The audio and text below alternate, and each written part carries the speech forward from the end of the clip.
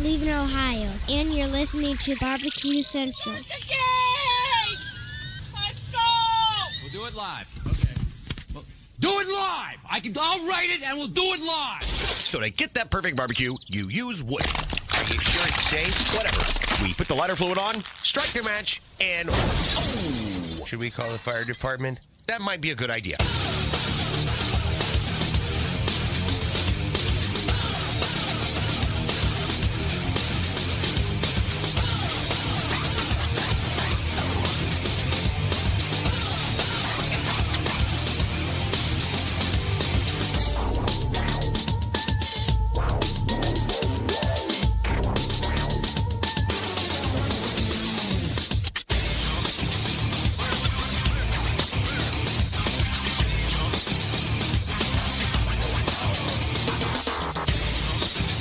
All right, good evening, and welcome to the really big Barbecue Central show.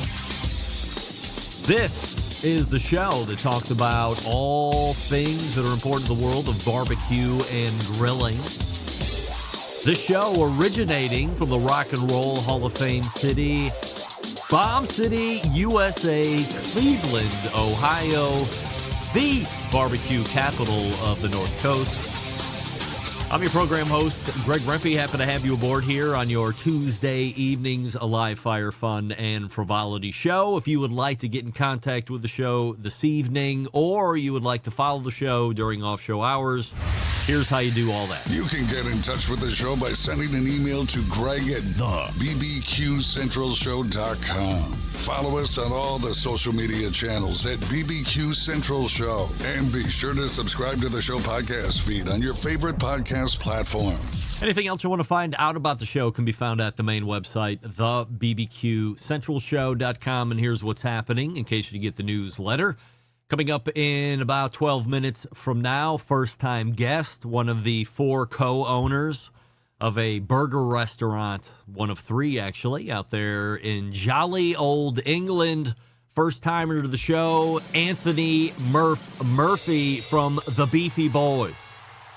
And we thank John Finch for introducing and lining it up. So looking forward to chatting about burger success with somebody in England who has had raging success both on the commercial side and competitions.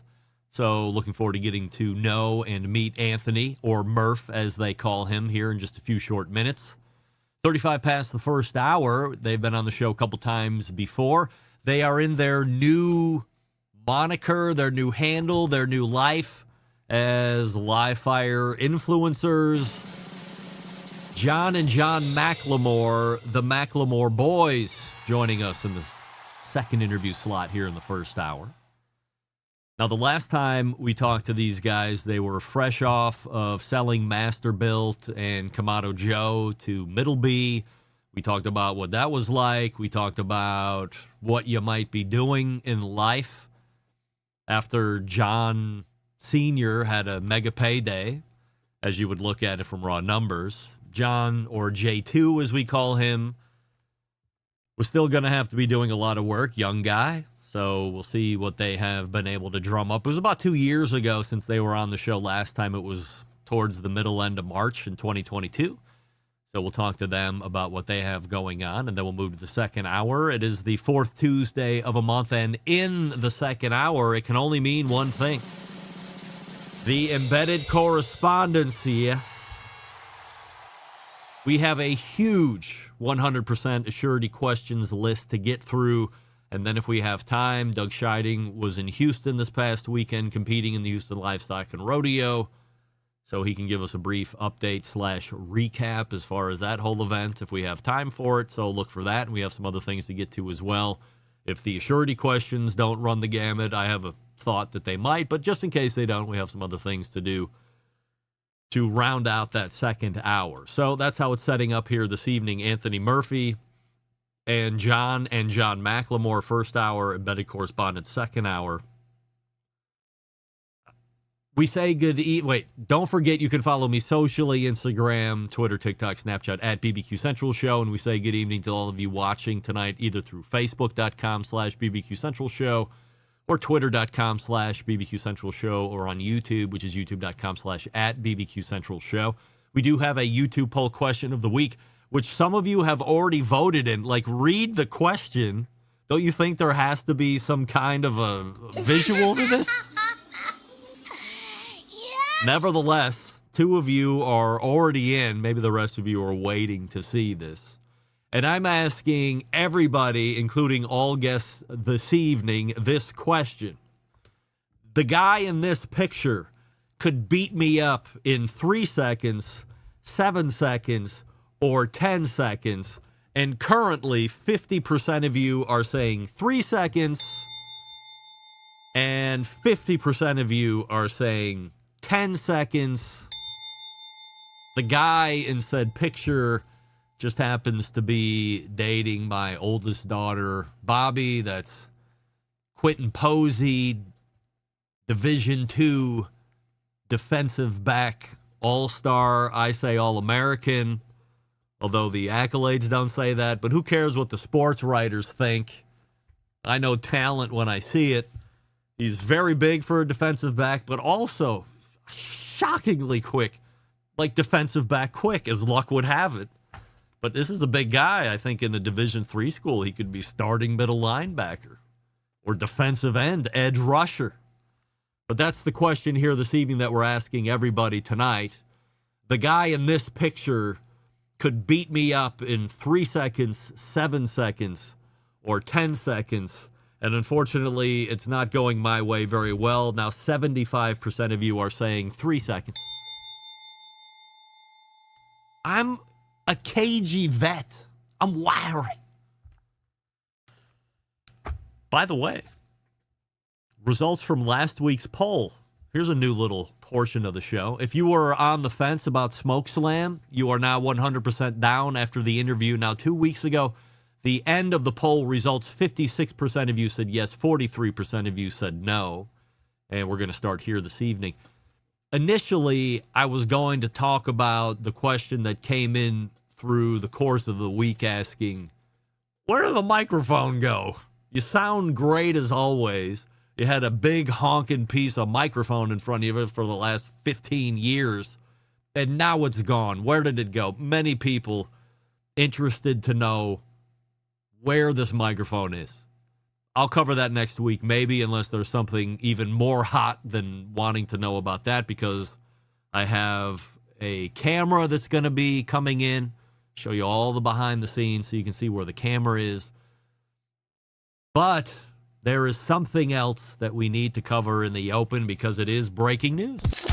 A BBQ Central Show exclusive news update. Greg Referee reporting for the breaking news desk here in Cleveland, Ohio, the city that makes the most live-fire breaking news across the country, nay, the globe. In 2023, we did a BBQ Central Show podumentary. We followed our pal Joe Martinez through the calendar year to talk to him about getting into the food truck business. And then what those first 12 months were like. To his credit, Joe, very open, very honest in answering the questions that I had ready for him each quarter. So it was a bit shocking for me to see today around 3 p.m. Eastern that he had posted a YouTube video announcing that he had closed the food truck.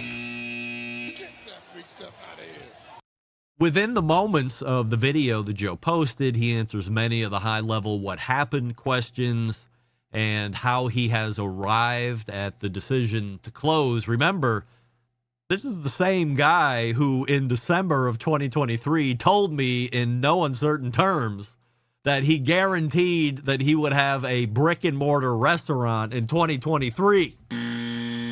Sorry, 2024. I don't believe that statement and that declaration is going to age very well, Joe. However, I am working on lining Joe up for a follow-up interview so we can really dig into what happened. But again, lots of good info on the YouTube channel as to why he decided to close it down. I'm sure for many of you, this seems especially shocking because he was getting accolades from the highest places and people.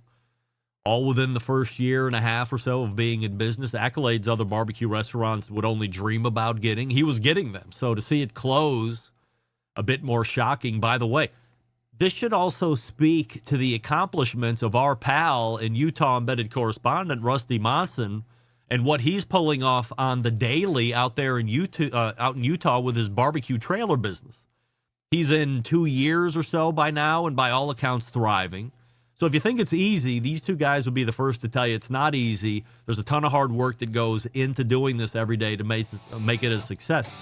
But you also need to be business savvy when it comes to operating a successful barbecue operation. Being a great cook, that's the easy part. Managing the business, the food costs, the labor, all the non-sexy stuff that you don't have a handle on, that's not good. You need to have a handle on that, perhaps even more than you being a great barbecue cook. If you don't have a handle on the non-sexy stuff, you might as well call your business Titanic Barbecue because it's doomed. So look, we all feel bad for Joe on the show. We look forward to talking with him in the next month or so. I don't see him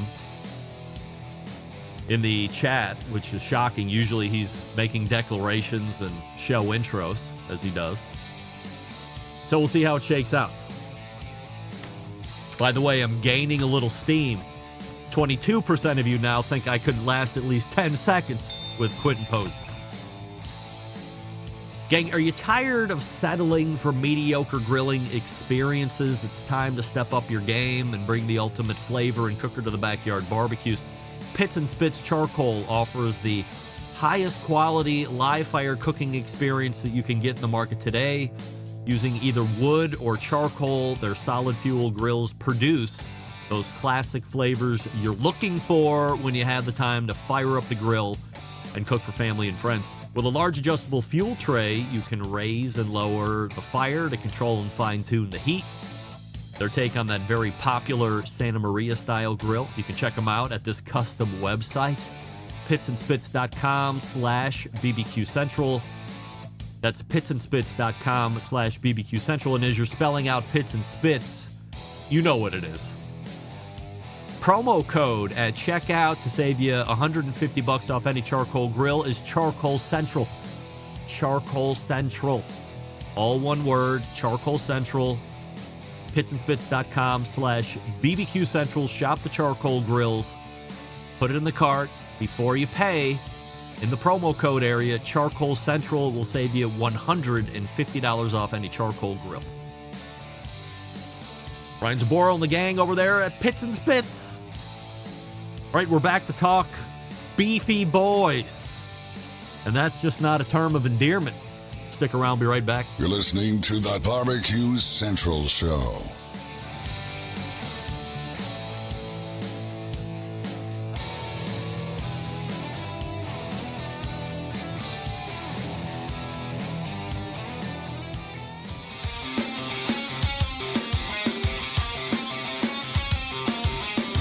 Broadcasting live from the Barbecue Central Show studios in Cleveland, Ohio. You're listening to the Barbecue Central Show. Once again, here's your host, Greg Rempe. All right, welcome back. This portion of the show being brought to you by CookinPellets.com, your number one source for quality wood pellets for all your pellet-driven cookers. Peruse their website to see what they offer product-wise. And then, once you're ready to buy, go to Lowe's.com or Walmart.com or the fledgling website Amazon.com. Purchase from there. Same great product selection, even better shipping rates if you can believe it. The great folks over at CookinPellets.com. We love burgers here in the States, undeniable. We aren't the only ones who love them. They are revered around most of the globe, especially when they're done correctly. My next guest doing just that in his 3 locations scattered throughout England. Thick patties, smashed patties, patties that are fried in mustard, just to name a few, and they are winning awards on top of it all. Here to talk about the rise to burger stardom and where they look to go in the future is first-timer to the show and one of the founders of the Beefy Boys, Anthony Murphy, joins me on the show. Murph, appreciate you joining me here. And look, for the folks that don't do math or know where England is, Murph is roughly 5 hours ahead of me. So is it like 1 o'clock or 2 o'clock there in the morning right now, Murph? It's currently 2 a.m. Wow. in Look the at UK, you. yeah. This is a man's man. Who's the other pitmaster? Swine. Oh, our competitive pitmaster did really well at the American Royal. Oh, bunch of swines. Bunch of swine. The only other guy who has had the nerve, dare I say, the testicular fortitude to stay up really early in the morning to do a live hit. So I certainly appreciate it. A lot of folks in the instant chat wishing you a good morning there, Murph. So we certainly appreciate it. Before we get going here, we have a YouTube poll question of the week, and we're asking everybody, including all guests, this question. The guy that you see in this picture could beat my ass in 3 seconds or 7 seconds or 10 seconds. What say you? I'm going to go for 7.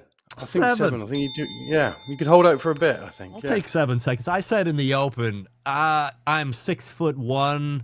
I know I'm approaching 50 very quickly, but I'm what you call wiry, everybody. So might be able to avoid. Reach. Yes, right. But he's a collegiate football player. So once he got his mitts on me, my life is pretty much over in a short order. But nevertheless, snap you off a twig, wouldn't he? Yeah. No doubt about it. Very big, very muscular, obviously. So I want to thank John Finch for making this interview happen and having him put you on my radar. So without the intro, I'm probably still on the dark with Beefy Boys. How do you describe a guy like John Finch, and what does he mean to you? Well, John's. I wouldn't be sat here today if it wasn't for John Finch and Ben Merrington. So they're absolute sort of legends in the sort of UK barbecue scene. I'd say they're completely responsible, I think, for bringing so many people into this world. So, yeah, John's been a huge sort of influence. I mean, I guess for those people who don't know, he started a thing in the UK called Grill Stock, which really sort of brought barbecue sort of to the forefront. It was the first time that we'd ever heard about competitive cooking. It was the first time we'd seen somebody bringing all that sort of American barbecue culture to this country. So yeah, I mean, the impact that those guys had on the UK food scene as a whole, it's Prior to this success that you're seeing in hamburger stardom, what's the background in live fire for you before you got into the burger biz?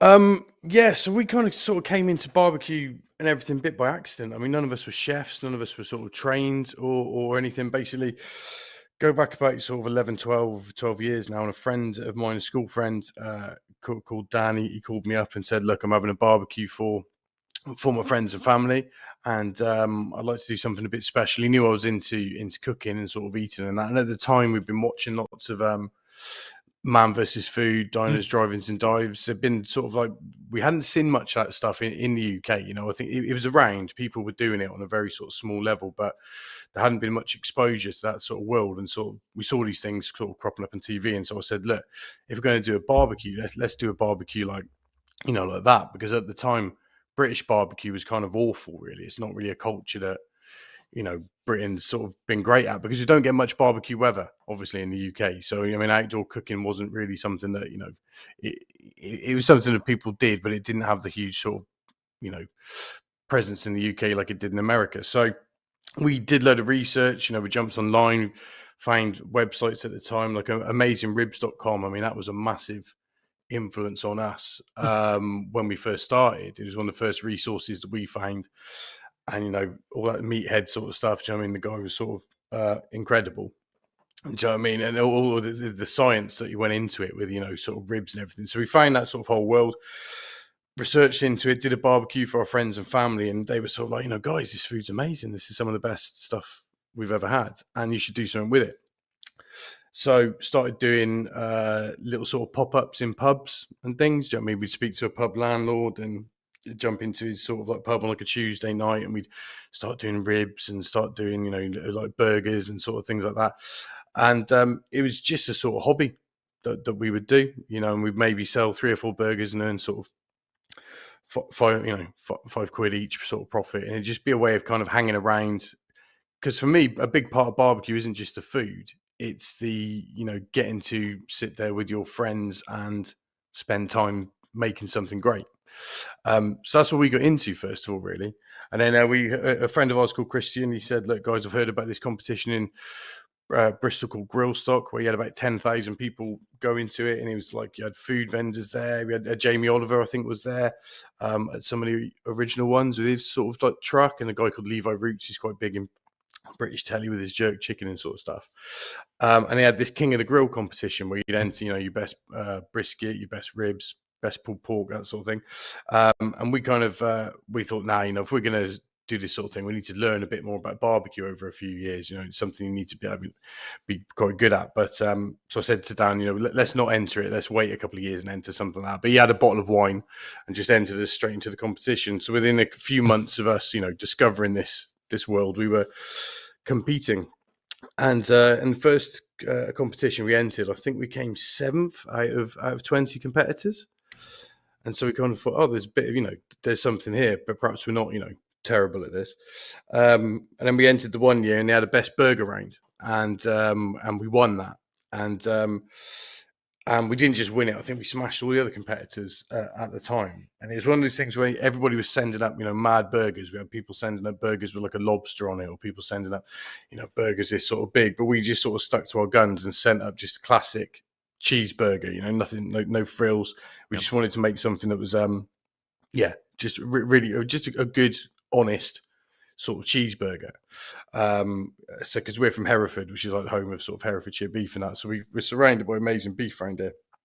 So we sent this cheeseburger up, and we won that, and we got entered into the World Burger Championships in Las Vegas. And we flew over there expecting to come last, and sort of fly home. But somehow we came sort of second in the world. And since that point, the whole sort of thing sort of snowballed. And it's grown from like a little sort of pop up into sort of a business that we have sort of today. What was the biggest pop up that you ever hosted prior to getting into the brick and mortars, which we'll talk about here in a second? But as you are coming back from Vegas, you've won Bristol, you've come in second in World Food Championships, big deals, by the way. Yeah. You want to do pop-ups, and that's the easiest way to see what the temperature of a potential consumer base is going to be like. What's the biggest one you're facing? Yeah, well, before we went, it'd always be sort of 10, 15, 20 of our mates would sort of turn up. When we came back from the World Burger Championships, because obviously like when we were there, we were getting this huge support on sort of social media, and things were sort of snowboarding. I remember when we put the post up, we've come second in the world at the World Burger Championships. I think within a few hours, we'd had 1,000 likes and sort of shares and all this. So when we got back, I remember we did our first pop-up, and we were set up in a little pub in Hereford. We've got a tiny little sort of barbecue with a hot plate on it to do sort of our burgers. And we kind of look up, and sort of 5 to 12, we see there's a queue of 200 people just like out of nowhere. Just turned up. And that first day, I remember, it was a 2-hour wait for a burger, because literally we were cooking patties and a bit of bacon and sort of one bun at a time. So we had people waiting 2-3 hours.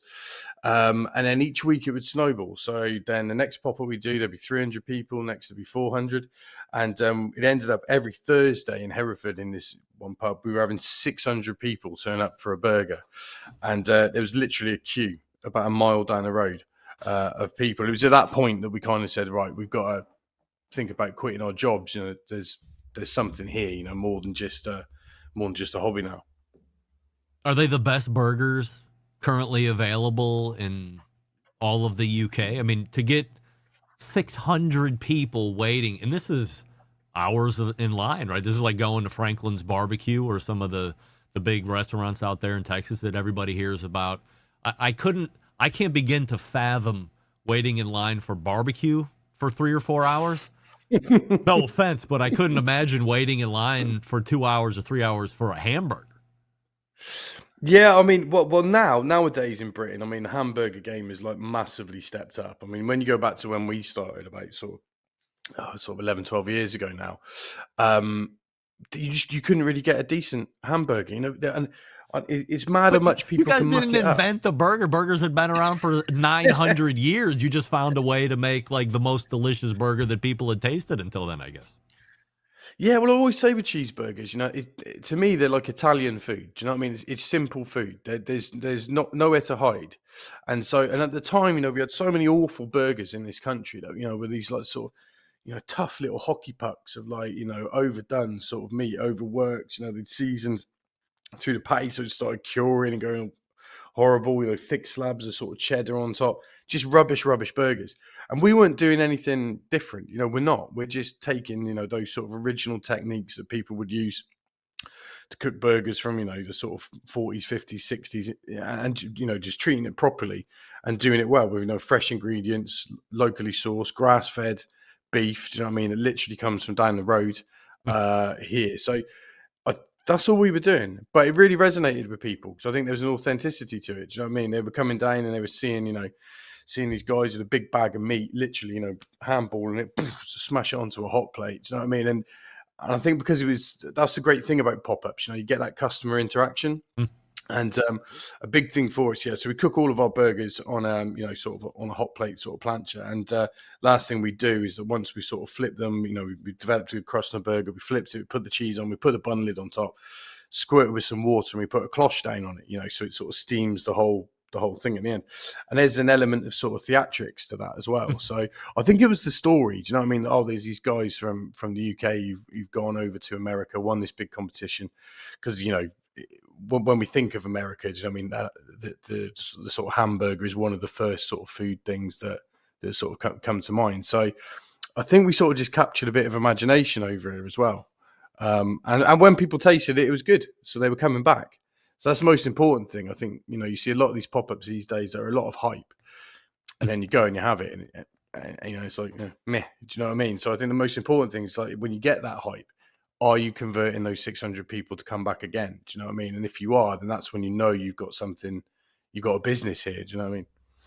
So you've decided it's you and 3 other guys that are owners in BBQ. So you decide, well, we're going to get into real business here. We're going to open a location. You open your first one, and then I assume that's a pretty big success right off the bat, or at least good enough for you to consider even an additional location after the first one.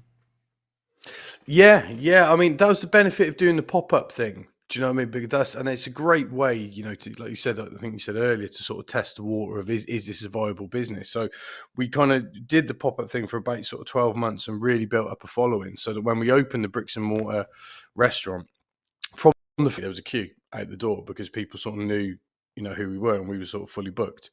So we did that. We opened the first restaurant in it was December 2015. And it was chaos, utter chaos. Do you know what I mean? Because we'd never done anything like this before. And we had this sort of strange belief that we could, between the 4 of us, because it's a 7-day operation. We don't shut. We're open 7 days a week.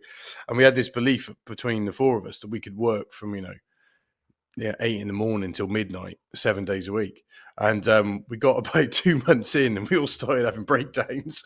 And we were all like, we need to stop. We need to sort of recoup.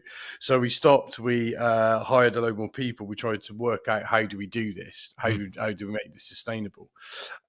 Luckily, one of Lee, one of the beefy boys, his wife, Kate, sort of grew up in the hospitality industry. She was born in her parents had a hotel. She grew up in it. So she's, knows front of house, but, like the back of her hand. So it's great because she could focus on that. And the 4 of us had to then just work out, how do we run this kitchen? How do we run the business? Do you know what I mean?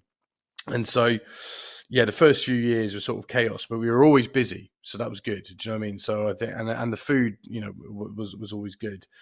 So it wasn't until the pandemic actually that we started to expand.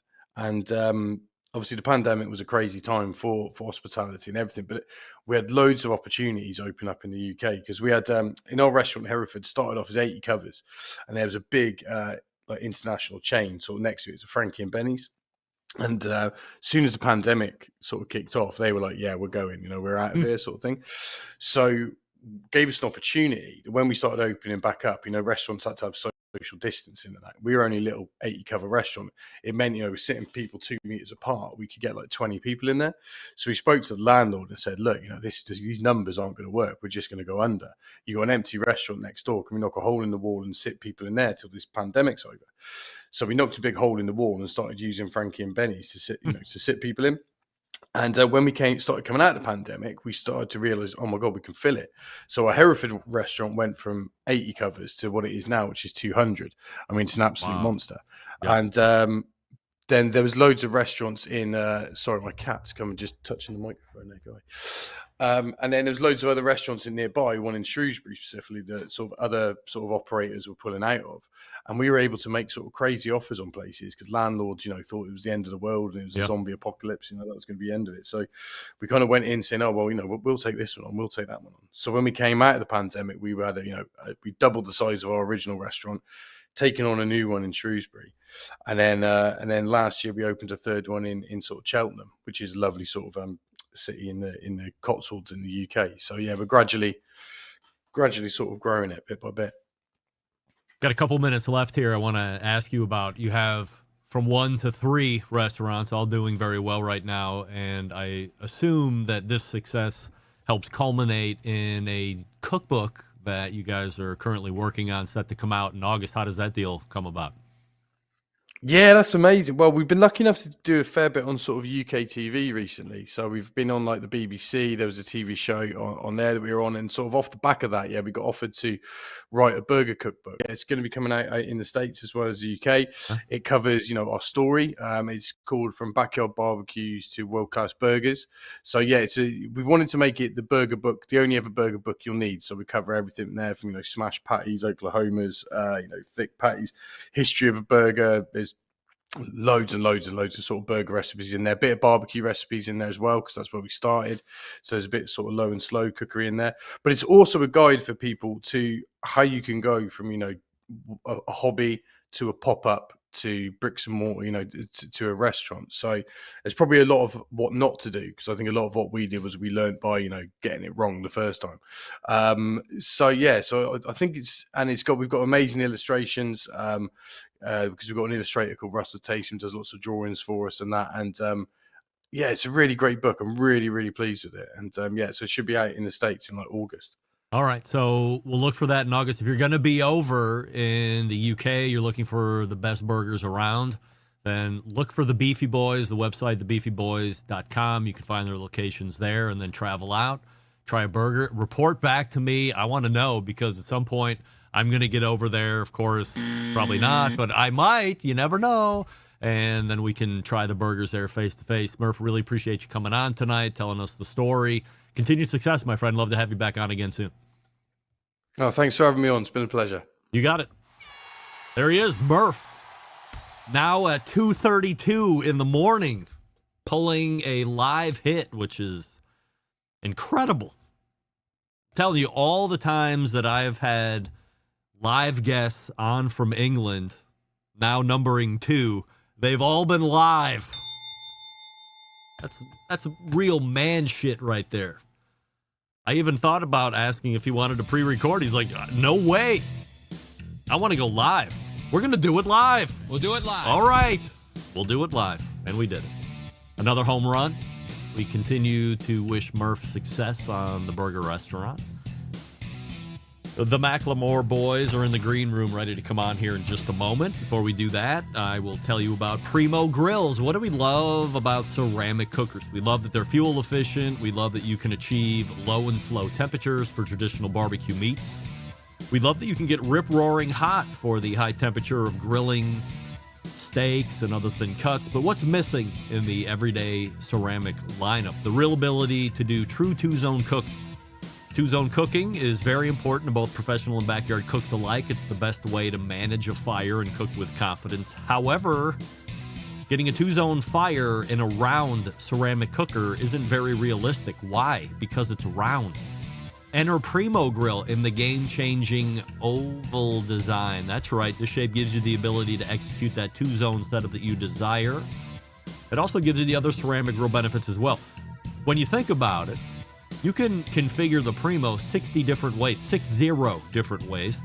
all the accessories that you want and that you need, including the Primo Grill rotisserie, the Primo Grill pizza accessory, many more. The baskets, yes. Here's the bottom line. Best ceramics in the biz, yes. Patented technology and true two-zone cooking capabilities with multiple sizes of ovals, yes. Only sold through dealers. So, go to primogrill.com, find a dealer near you, visit the dealer in person, touch and feel all the ceramic sizes, and then get the one that's best for you. Of course, I recommend the XL because nobody has ever complained about getting one that's too big. They have complained about buying under. You don't want to have any remorse. Primogrill.com, and we are back with the Macklemore Boys right after this. Stick around, be right back. You're listening to the Barbecue Central Show.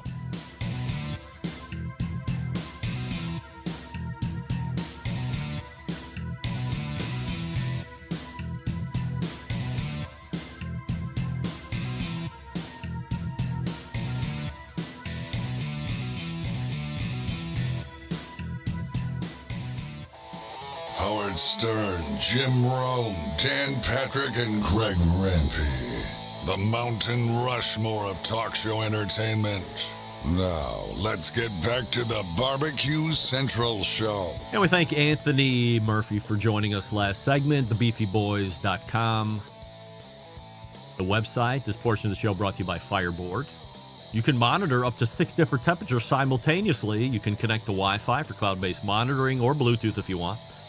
Smart speaker, accessible, all questions and purchases, fireboard.com or call 816-945-2232.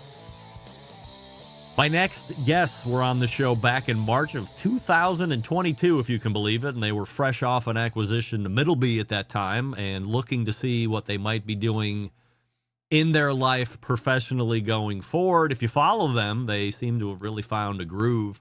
So we are happy to welcome back our pals John and John Macklemore, the Macklemore Boys. There they are, sexy as ever.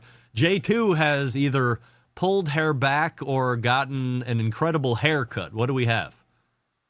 There you He go. pulled his hair back, son of a gun. All right. Look, before we get going here tonight, I know John's got the hair. Look what I don't have. All right, so we've made sure we point that out. I have no hair. Best hair in barbecue. No doubt. Is that Zeus with the hair? Is that his strength? Zeus?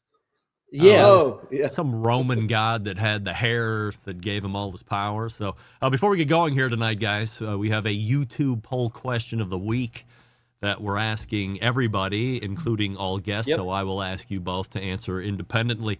The guy in this picture could beat my ass in 3 seconds, 7 seconds, or 10 seconds. J2, what do you say? I got to give it to him. I'll say 3 seconds. I wrestled in high school. People don't realize how long 10 seconds is or 7 seconds is. It's a long time. John, 3, 7, or 10 seconds? I'm gonna say 10. I'm gonna let the older man say that it's gonna take a little longer to take you down. That's right. Little street sense, some wiry. You know, this guy's a Division II defensive back in football, so he's an elite physical talent. But I got here in the steel trap. I might be able to outsmart him. He can't. It's wisdom. It's wisdom. He can't pull your hair.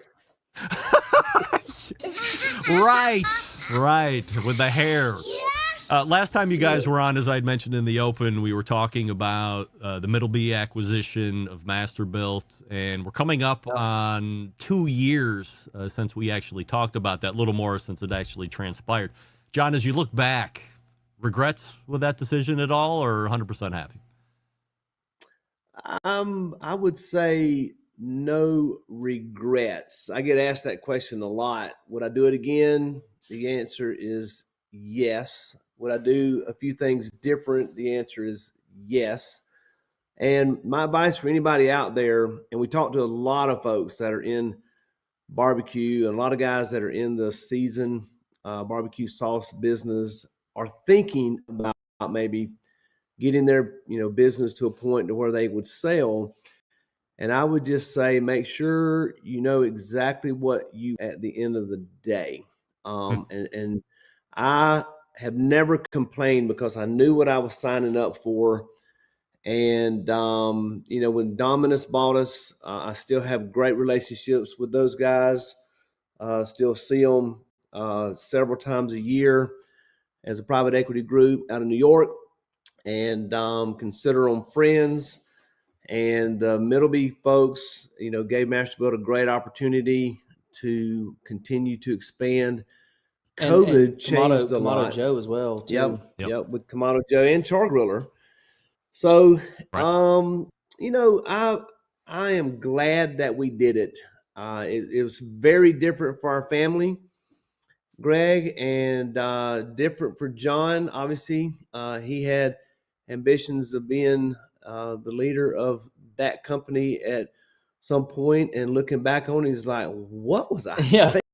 What's so interesting is you grow up in a family business, and there were 6 third generation family members. There was me and my 2 sisters on my dad's side, and then my Uncle Don had 3 sons. And that's where family businesses can get tricky, is when you're going into the next generation and you get others involved, and everybody's got different jobs and who owns what, and it can get tricky, and that's why things split up. We were fortunate that I was the only third generation to get involved from a working capacity. Everybody else just went on their own, journey, and that's totally fine. And for the longest time, that's all I wanted, was to be the CEO, to run the company and the family. It was such an amazing journey. And I would say the wiser and older I got, and the more I actually learned about really where my core strengths and passions are, I don't know if that was sitting in a boardroom every day. Yeah. And it actually was cooking and doing a lot of what we actually do now. So, there was a period of time where you're like, man, it kind of sucks. And, that dream of mine is maybe squandered a little bit. But God works in mysterious ways. And I think it afforded not only our family, but the company to be secured in a lot of ways. I mean, Dad spent 36 years grinding it out. Yep. And I worked for the business for the better part of 14 plus to build something, and you want to reap the benefits and rewards of that someday. And it afforded a lot of others opportunities too to grow in the company. Yeah. John, J2, when you were in this mindset of being the next John McLemore in charge, was it because, if you look back at it, kind of take yourself out of it and look into it now as a Dr. Phil kind of thing, was it because your dad was that guy and you want to make your dad happy and it makes sense that you would take over someday?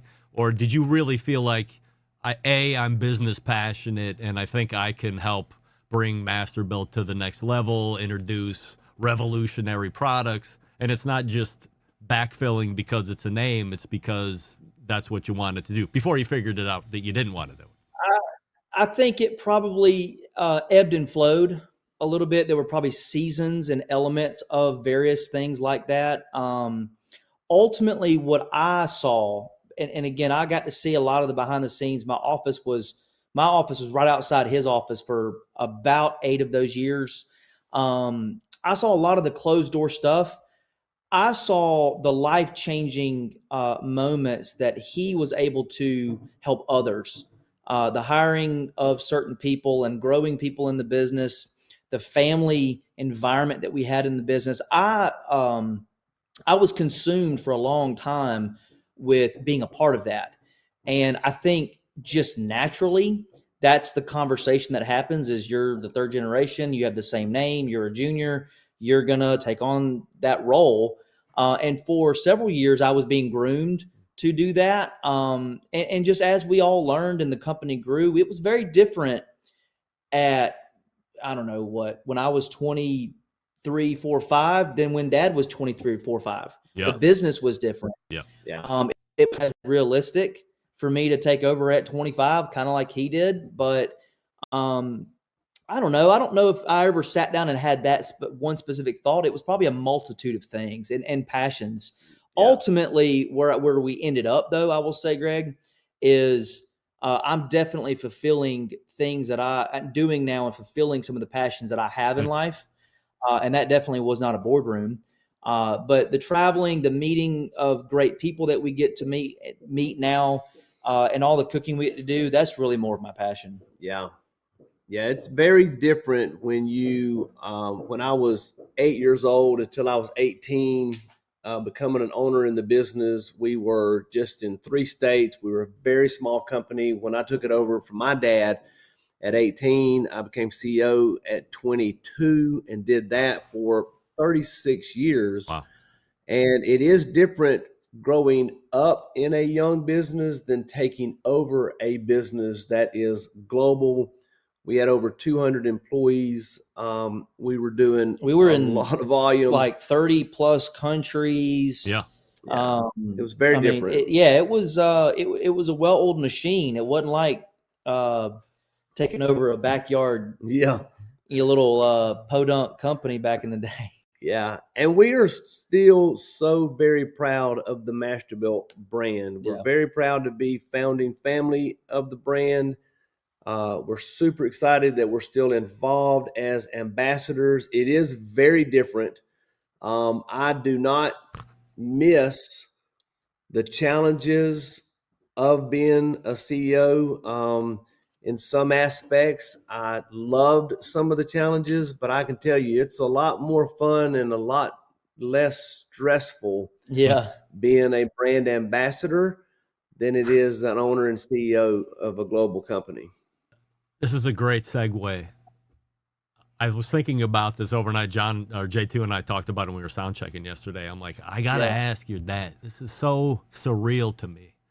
This is a guy that was owner of the company, inarguably had its biggest spike in growth and name recognition and stuff all under John's watch. And now you're the brand ambassador for the company you were making products for like 40 years. So it's a unique perspective for you. So how do you view your role now? You helped launch the Auto Ignite or whatever that product is called. How do you attack it as a influencer now versus a owner of the company? It is surreal, and there are times that I have to kind of shake my head and say, I don't own this anymore, but we still are so very proud of the brand, and we, the people that are still there that we know and love, we want the company to succeed, not just for the people that are still there and not because we're, continuing as brand ambassadors, but, that is and was in our blood for 50 years. And I would say... Can I answer? Yeah. I want to say, I've been waiting for this answer. The difference is when we come out with a new product and he finds something that he either doesn't like or needs to be fixed, he can't just walk to engineering and fix it himself or call our manufacturer and fix it himself. We actually have to take a deep breath and talk to our contact at Masterbuilt and say, hey, we found something we'd like for you guys to look at. You get on Twitter. Hey, at Masterbuilt, fix this POS grill. What are you doing? For service. Yeah, that's I know. It's crazy. I will tell you this. We're still so in love with the brand. We're at the Daytona 500 race, and we're walking through the infield. We did a Fox. This is so. We did funny. A Fox and Friends segment on that Sunday morning, and the Saturday, or probably Friday, because it rained on Saturday, we're walking through several campsites, and we find a guy with a smoker. And he's like, hey, man, I've been a Masterbuilt fan forever, but my smoker's not working. What can you help me do? And we literally troubleshoot. No. There's no we. I'm not kidding. He is, I got a picture. He's on his back on the ground underneath the smoker. And it's a 4 or 5 year old, probably a $200 smoker. Homeboy is fixing the smoker, gets it working. The guy fist bumps us. We take a picture with him. Funny. And then the guy finds out, my girlfriend was there and she was like, you do realize that he used to own that company. Like he was, and he was like, "What?" And then it starts to click as to who he is, and he's like, "How cool is that you like just go out of your way to help me?" So that's the passion. It can't leave you, right, John? I mean, for as long as you were in it, even though you're not the owner, you go buy something with a name on it, you know how to fix it. I would imagine it's just the essence of who you are. You're going to fix it. Yeah, that's right. And then we walk right across the street and find a Masterbuilt electric turkey fryer, and guys were actually frying a turkey while we were there. So that was cool. The year prior, we do the Fox and Friends segment from Masterbuilt, and a guy buys a Gravity series and comes back while we're cooking again this year, talks to us about the grill. That part we still love. Yeah. So it is kind of cool to be able to still have that involvement, but I don't have to worry about cash flow. I don't have to worry about inventory. I don't have to worry about HR. I don't have to worry about the bank. I don't have to worry about the board calls. So all of those things that I really did thrive and love to do. We're at a different stage in life right now. I love being on a tractor. We love working our land. We still use the products in our camper, at our house, at our farm, at deer camp, when we're traveling. And we're not just ambassadors because Masterbuilt pays us to be ambassadors, but we're ambassadors because we still really do. I really do mean this. I said this a couple days ago to somebody. I was like, if you gave me $1,000 to buy one product to put on my back porch, it would be the Gravity Fed 800 or 1050. Yep. There is just, I mean, there is no singular product that is more versatile, more capable to do just about every different style of cooking outside of sous vide. That's always the funny comments. I'm like, it does everything. And they're like, well, does it sous vide? And I'm like, well, of course it doesn't. But, so from low smoking, cold smoking to barbecuing at 350 to high temp searing at 700 to it's got a griddle insert, a pizza insert. It's still charcoal. It gives you the digital control side, Wi-Fi, Bluetooth, if you care for that. There is literally nothing that it won't do. And for $800, there's no competing in its capabilities. And if you look at it objectively, it really is a complete product to do a one-stop shop on the back porch. Yeah. So this is going to be happening. We already have another segment booked, and we're going to be digging into this quite a bit more here in a month or so. On the way out here, I want to ask you both independent questions. JT, let me start with you. Yep. I love following you guys on social media, doing the Fox and Friends stuff. You're traveling. Although, I mean, social media is only what I can see, of course. So as I follow you and your dad on social, it seems the two of you are just having the time of your lives. What are the hard days like? Oh, can I pick on my mom for a second? Pick on anybody. The hard days is us. I'm actually more like my mom behind the scenes. So her and I probably press each other's butt. I would say me and my dad.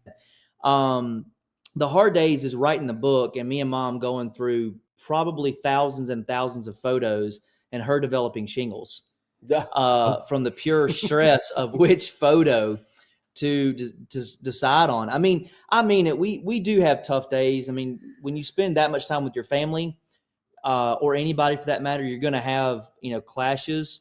But we never let money be a deciding factor on, our level of success and love and passion for what we do or each other. And at the end of the day, our relationship amongst each other is the most important thing. And we try to just have a good time. We bring energy and passion to everything we do. And, the hard days is still the best day doing what we do. Oh, John, as you are writing the book and you cook in New York City for big time TV shows, you go on concert tours and all these other things that you're up to. What's it like for you as a dad? I'm a dad. What's it like for you as a dad being able to share these things, these life experiences with your son? It makes me not miss Masterbuilt as much, because that's one of the challenges that we had as a family is if we sell the business, what is that going to do to John and I in our career and our family being able to travel like we always did to certain things? Because our other kids, Brooke and Bailey, would go to some of the Masterbuilt events that we would do as we traveled. And Tanya obviously travels, and even more so now. So it is super fun for me, and the roles are now reversed. John used to work for me when I was the CEO and president of Masterbuilt. Now I work for him as a brand ambassador. So I'm going to put some of the challenges on him. And to your question for John, and I'll answer, what are the tough days like? Yeah. It's probably not having an entourage of an entire company at your beck and call, from accounting to marketing to assistants to everything that we had at Masterbuilt. It was easier writing my first 3 cookbooks than this one was, because we did 100%. Yeah, the book, every single page in this book. The John book was 100% done by me, Mom, and Dad. Yeah. I took 100% of the photos. Dad wrote 100% of the recipes. We collabed on a lot of things together. Mama Mac was instrumental. She's called Mama Mac on Fox. Was instrumental in helping us do the book. But I will say, quick plug on the book. We're going to come back, and Greg, you and I talked about, we'll come back in May or late April, I think, and talk more about this. But the book itself is just a journey of really the last 3 or 4 years of what Dad and I have done. And yeah, we got it right here. But really 50 years of Masterbuilt, right? And just all of the things that all the recipes that we've done. And it probably is just a starting point. If I could be, maybe I jump the gun a little bit to say that we have got so much in the bank in terms of the journey that we're on now. So we're super excited about that. We, looking forward to coming back in April, late April, I think, to talk more about it. Yeah. Hey, John, how much is too much? How much is too much? You're talking about just a little bit more. Yeah. I'll tell you something else that's fun for us is we love the folks that we meet doing what we do. Our buddies at Lane's Barbecue, they're still hanging with us. They're going to do the concert again with us this coming up year, and we're doing a lot with Lane's. Wonder Bread. Yeah, we actually just signed on Wonder Bread. Wow. We're going to be ambassadors for them. Yeah. And they're going to be the official bread of our concert series. Yep. And it's a wonderful thing. Yeah. So wonderful. Yeah. We're definitely excited what 2024 is going to bring. The book's going to be great. We're about to actually head out on a tour for that starting in April. Probably kicking that off with Talladega, April 17th through the 22nd. Nice. And the book launches officially. Well, it's out on pre-order, but it officially ships May 7th. And then we hit the ground running hard May 24th with the concert series. We're in New York every Friday. So 2024 is going to be a pretty epic year. Honestly, we're just living our best life. We're having a great time. Yeah. And Greg, you know what the perfect job is, right? No. The perfect job. I've said this in every interview that I did at Masterbuilt as a CEO. The perfect job is the job that you love so much that you do it for free, but you do it so well they pay you. Yes, agreed. That is the perfect job, and I've lived that at Masterbuilt. I loved every day, even through our hardest challenges. Yeah. And right now, I can say that life is pretty good. A really good friend of mine here in town that's a very successful businessman called me one day as I'm sitting on a tractor, and he said, "Hey, John, how you doing?" I said, "Mr. Blanchard, I'm sitting on a tractor at my farm, driving in the dirt. Life is pretty dadgum good." Yeah. No doubt. Well, we're looking forward to having you back end of April. We'll talk about the book. We'll talk about the concert series, how you work that and what you do each and every week. So continued success, and we'll see you in a couple weeks.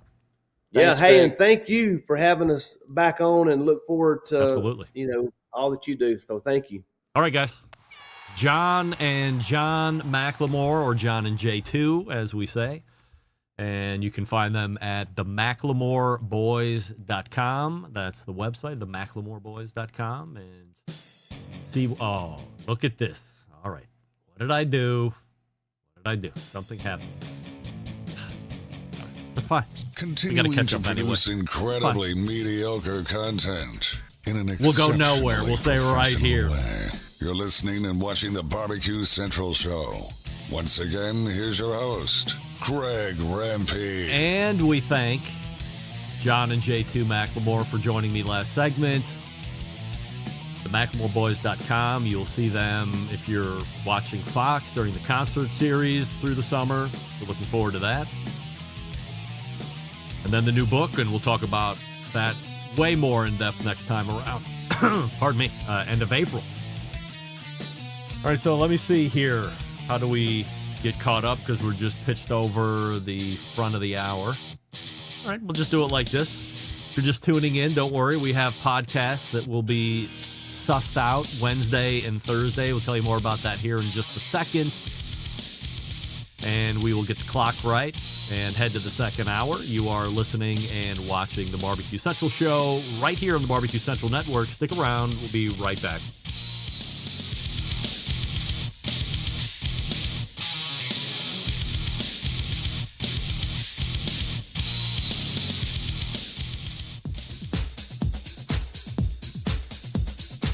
Happy to have you aboard here for the really big barbecue show. Boing.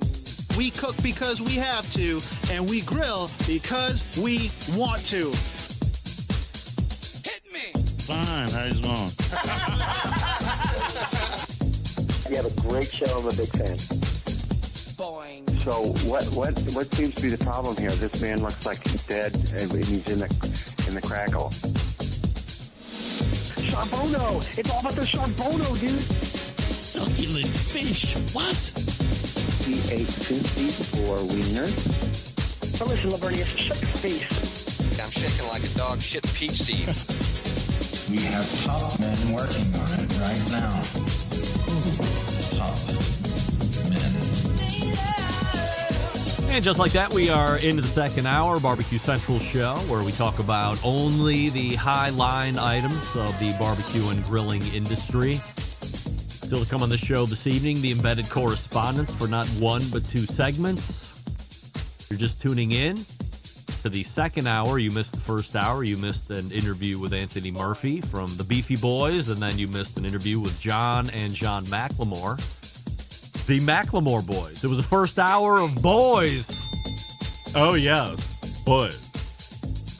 We say good evening to those of you watching tonight through one of our video streaming platforms, Facebook.com/BBQ Central Show, or Twitter.com/BBQ Central Show, or YouTube.com/@BBQ Central Show, where there is a YouTube poll question of the week going on. And we're asking everybody this, including all guests. The guy in this picture could beat my ass in 3 seconds, 7 seconds, or 10 seconds. And currently, 41% of you are now saying 10 seconds. Thank goodness. The majority of you, by the way, it's a slim majority, are giving me the benefit of the doubt. 23% of you are saying 7 seconds. And unfortunately, 36% of you are saying 3 seconds. So not half. There was at one point during the McLemore Boys interview where we were 41% between 3 seconds and 10 seconds, but lucky to see that the majority of you now believe that at least for 10 seconds I could hold my own with this guy. I mean, never mind the fact that he looks like he just got done done squatting Volkswagens. I mean, look at his thighs. I don't want to sound weird, but those are some thighs. Yeah, it's not going to sound weird no matter what I say about that, right? So 41% at 10 seconds, and I'll take it. Coming up on the best moments of the Barbecue Central show in 10 minutes or less this coming Friday is episode 232. We take you back to March 11th, 2008, the year that the show started. In fact, only almost 1 month into the date. We started February 7th, 2008. So a month later, you will hear a interview with a gentleman who was then on the board of the Kansas City Barbecue Society named Merle Whitebook. Merle now is currently dead. So if you don't know Merle and you want to hear what he was like, and as John mentions in the lead up to actually hearing the interview, it's a wide-ranging interview. There's a lot of KCBS promo stuff, but at some point the interview transitions into him bitching about how other board members at KCBS were trying to toss his wife from being a representative or something along those, or maybe she was also on the board, but somebody at the KCBS or a number of folks at KCBS were trying to oust his wife, and he didn't really take too kindly to that, so he broached that subject on March 11th of 2008, if you can believe it. So don't forget to tune in to that. You got to have a subscription to the podcast feed in order to do it. And maybe you would like to hear a guest or segment that you feel has been lost in the archives. You can email John and ask him for a segment or a guest, JON at thebbqcentralshow.com, and he'll do his best to meet your expectation. Also, quick update on the raw chicken eating guy on Instagram. Still alive, yes. Still pumping out raw chicken eating content, yes. And he is at day 40, if you can believe it. Today he made raw chicken pizza, which consisted of a raw chicken breast with pizza sauce on it and then mozzarella cheese and some pepperoni. And he pretty much ate the whole damn thing. So 60 more days to go until he calls the experiment quits. I can't imagine at this point he's even going to get sick. He's done it for 40 days in a row. What's 60 more days at this point? I can classify him as a weirdo. I will also tell you that regardless of what this guy is trying to prove, which is raw chicken really isn't that disgusting, nor that unsafe for you to eat. In fact, go ahead and do it. Nothing's going to happen. I say the opposite. I say don't do it. How about that? I want to take a second, if I might, and acknowledge someone right now. This isn't going to be a barbecue-related acknowledgement, but my middle daughter, Maddie, attended a military ball over the weekend, and during the evening, her boyfriend, Specialist Steve Susnick, was awarded the Pioneer of the Year, Pioneer Soldier of the Year for 2023. This guy right here on the right, obviously, dressed in his, do they call him dress blues in the Army? But he's got his dress outfit on. And then, of course, Maddie off to the left. He has been a Army reservist since 2019. He is based in Lorain, Ohio. Steve is a great guy. I've gotten to know him quite a bit over the past number of months, and he measures up to what I call exacting standards that I would hold for anyone who is going to date one of my daughters. So, Steve, I wanted to take a moment here on this show just to let you know how proud I am of you and your achievement. This is a huge deal, but perhaps more importantly, I want to thank you for your selflessness in service to this country. What you do is a calling, pal, and few people do it. In fact, as we get further and further into present day, fewer and fewer people are volunteering to do what you do. So what you're doing is a big deal, and it allows the rest of us to live the lives that we want to and that we're allowed to every day. And again, very proud. I know your family's very proud of you as well. And I hope you took the time Saturday night to celebrate this great achievement. By the way, just so we're all on the same page, as a father of 3 daughters whom all have boyfriends at the moment, if you can believe it. I'm pretty lucky that all 3 gents seem to be quality human beings. That's a lucky thing, I think, this day and age, especially with the shows that I'm watching. However, let it be known that if any one of them get out of line and go against my standard, I will kill any and all of them easily and without hesitation or a second thought. I've said it before and I've said it again. I like them until I have to kill them. This is the way I need to operate, for crying out loud. I'm sure you all understand. So, outside of that disclaimer at the end, what do they call that? Yeah, disclaimer. Very proud of Steve. Again, if you're just tuning in, this is our pal Steve, and getting the Pioneer Soldier of the Year award in 2023. I mean, that's a huge deal. So, congratulations to Steve, and looking forward to celebrating when he makes it back home from Kent. Student at Kent State University, just like Maddie is. I don't know if you guys saw this or not. I didn't talk about it over the last couple of weeks because there's been pressing issues to get to top of second hour. In case you didn't know, A Barbecue Central Show exclusive news update. Greg Rempe reporting from the breaking news desk again here in Cleveland, Ohio, the city that breaks the most live fire breaking news across the country, nay, the globe. The World Food Championships is moving out of Dallas. Did you know that? Your new location will be one of my favorite cities ever, Indianapolis, Indiana.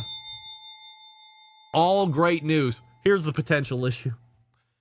The run dates for the event are November 8th through the 12th. Not that bad in Texas or any other southern state or Southern California or Arizona. However, really dicey here in the Midwest. Could be 60 to 70 degrees that week. Could be 6 or 7 degrees that week in Indianapolis. I'm pretty sure that this whole thing isn't inside either. It's a hotly renovated fairgrounds location, according to what I read, so plenty of space. However, I think there's going to be plenty of outdoor space. I would be lying if I said that World Food Championships in November outside isn't going to be concerning me. It's concerning me. It is. But again, it could be 60 to 70 degrees early November. Worse yet, like Cleveland weather, it could be 60 degrees today, like it was, and then tomorrow it's going to be 32 degrees.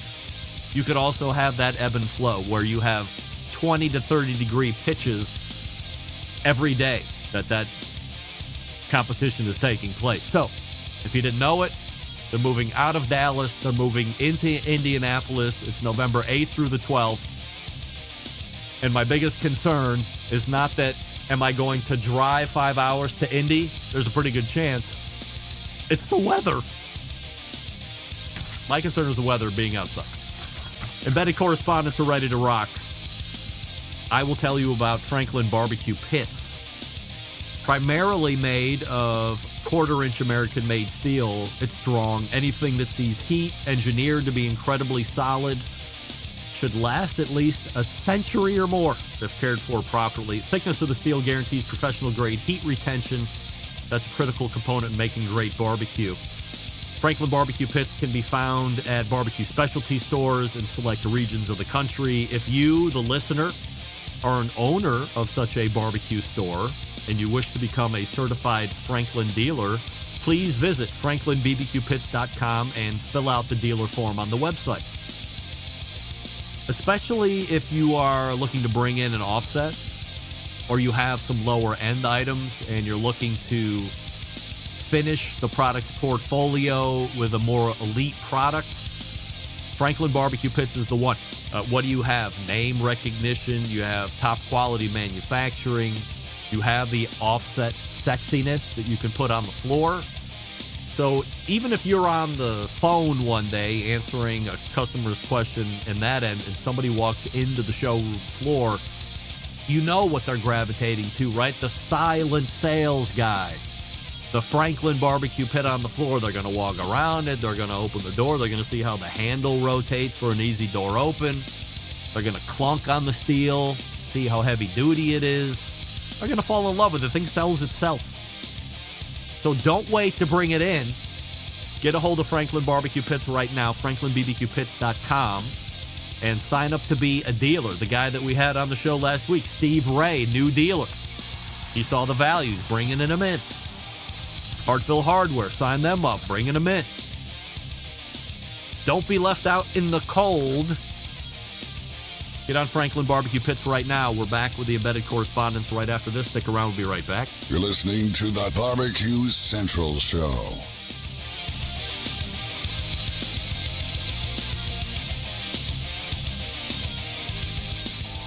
Howard Stern, Jim Rome, Dan Patrick, and Greg Rampey. The Mountain Rushmore of talk show entertainment.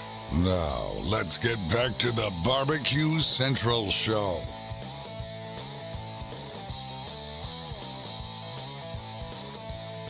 Hey, welcome back. This portion of the show being brought to you by Pit Barrel Cooker, the most unbelievable outdoor cooking device on the planet, currently available in 3 sizes with a host of accessories. Doesn't matter if you're a beginner or a professional, it's a cooker you want to add to the arsenal. You visit pitbarrelcooker.com and tell them the Barbecue Central Show sent you. And you will be now in the midst of upright barrel smoking. By the way, I know everybody was wondering because I've complained about it the last number of weeks. My voice, so colonoscopy, and the next day high register loss of the voice. I think we're past that. I think we might have had also at the same time virus in the throat area. I've gotten much high register back, the majority of it at least. Do I feel confident in singing? Not necessarily, but I think we're working towards it very quickly. Not that we sing on the show anymore, but I don't know if anybody even noticed. But coming into the show tonight, was able to hit the notes that I wanted to and the register that I wanted to. So everything seems to be going in the right place. Once again, not dissuading anybody from getting the colonoscopy, only encouraging everybody getting the colonoscopy, yes. So take it for what it was, probably an infection, and Doug probably told me, he's like, look, back off, douchebag, you probably got a cold, shut the fuck up. Hey, it's the 4th Tuesday of the month, and we have the embedded correspondence all right here. There's Doug Scheiding, the aforementioned to my right from Texas, John Solberg just below me from the great state of Michigan, and executive producer of the Barbecue Central Show in 10 Minutes or Less. And there he is, catty corner, bottom right from the great city of Utah, Rusty Monson from the Salt City Barbecue Trailer and Associated Businesses. Guys, appreciate you joining me here. Before we get to the list, the slew, if I will, of 100% surety questions, we will go to the YouTube poll question of the week. And we're asking everybody this, and Doug, we'll start with you first. The guy in this picture could beat my ass in 3 seconds, 7 seconds, or 10 seconds. I voted down the middle, 7. 7. John, 3, 7, or 10? 3 for me, please. Thank you. Rusty, 3, 7, or 10? 0.3. 0.3? 0.3. Yeah. All right, smart guy. Well, currently 42. Oh, well, bad news for me. It didn't swing in my favor the farther we went on. 42% of the voting public are now saying 3 seconds. Come on. Look at me. I'm fit as a fiddle. I'm wiry. We'll see how it goes through the second hour here. 0.3 seconds, Rusty. I mean, do you think you could last longer than me with that guy, Rusty? Did you see this guy? I mean, look at his legs. He's got big muscles. I don't know who the hell he's looking at. I mean, that's concerning. But, I mean, this guy's all meat. He wouldn't even have to contact me. I'd just be, boom, just lay it down. Just lay it down. Give up, surrender, tap out. All right, I'm going through the interaction here, and my wife, where did it go? Who I think maybe for the first time this year, definitely probably for the first time this year, is watching the show. She put up this comment. Why isn't turning and running away an option? No kidding. I can run fast. Unfortunately, Quentin's a defensive back, so chances are 100% that he's going to chase me down and beat my ass in 3, 7, or 10 seconds. So no reason to run. Otherwise, I like my chances of running away from anybody most of the time. All right, gang, we have a huge slew of 100% assurity questions. Doug will stay with you here as we get to number one. 100% yes or 100% no, and timely. You are shocked that Smokin' Joe's Pit Barbecue closed his food trailer today, yes or no? Unfortunately, no. Oh. What? John, you are surprised that Smokin' Joe is no longer smoking. To me, or the gentleman from Texas, unfortunately, no. To the guy who is currently living the dream of barbecue trailer guy or truck guy, Rusty, you surprised Joe's business is out? Not surprised, no. No, not surprised. I'm going against the curve. I bought in 100% to Joe. He sounded like he had his shit together. I was 100% blind faith all the way. I mean, the guy told me he was going to be in a restaurant a brick and mortar restaurant in 2024. Whether you think it's funny or not, I was like, yeah, okay, John, I'm in. I can't wait to do a podumentary on how the restaurant unfolds. So, I am shocked. You'll believe all the YouTube viewers you can buy. I will, absolutely. I don't know. I was shocked that the other thing that shocked me was I think over the weekend he was talking about how there looked like there was a resurgence of him reopening and that it was going to be, of some kind of longevity. But maybe I misread that post, but I thought I saw a post where he had been closed for a portion of time. He was going back in. It was, going to be this whole new thing. And then the video hits today and he's out of business. So sorry to see that nonetheless. And we look forward to getting an interview with him. I'm sure Rusty wants an interview on his food truck podcast as well. But we'll save that for another day. Rusty, 100% yes or 100% no. You knew there was a Kansas City Barbecue Society's Hall of Fame in the works. Yes, I knew that. 100% yes. John, you knew that there was a KCBS Hall of Fame in the works. Embarrassingly, no, I did not. Doug, you knew? Yes, absolutely. All right. I can answer this two ways. If I wasn't me, I would not have any idea. Because I'm me, I knew a year ago. But just wondering where my guys fell in on this, so majority knew about it. John, I am a little shocked that maybe you weren't tipped off in some form or fashion, but that's all right. We'll go to you with this question. John, 100% yes or 100% no. You believe Mike Mills belongs in the Kansas City Barbecue Society's Hall of Fame, yes or no? 100% yes, or any barbecue Hall of Fame, yes. Doug, yes or no on Mike Mills in the KCBS Hall of Fame? And let the hate mail begin. My initial thought was along John's lines, but I'm not convinced, no. Rusty, 100% yes or 100% no. You believe Mike Mills belongs in the KCBS Hall of Fame? Not only the KCBS, but I'm with John on all the barbecue things and the curling Hall of Fame. Whatever that dude can get in, I'm going to vote him in. Wow. All right. So Rusty, Mr. Positivity, is in with full effect. I'm here 100% along with Doug. No. He's held some KCBS competitions, praise the Lord, or revered competition, but is dual sanctioned. If I go back over Mike Mills' KCBS winning career, show me where he belongs in the KCBS Hall of Fame. Look, nobody, Rusty, reveres Mike's career more than me or appreciates him more than me. He's in the guest Hall of Fame for the Barbecue Central show, for crying out loud, posthumously.